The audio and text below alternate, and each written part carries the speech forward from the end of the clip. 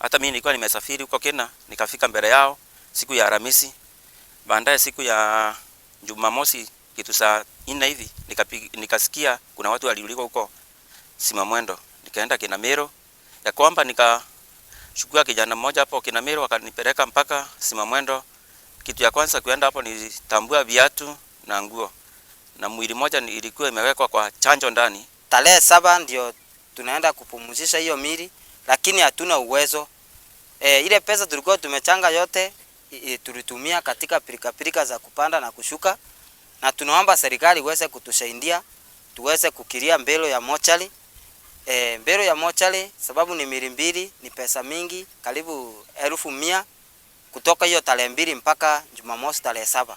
Sasa mimi naomba serikali kwa sababu walituambia wanafanya uchunguzi kabla hiyo tarehe ifike, watuambie ni nini ilitendeka huko tujue kama familia.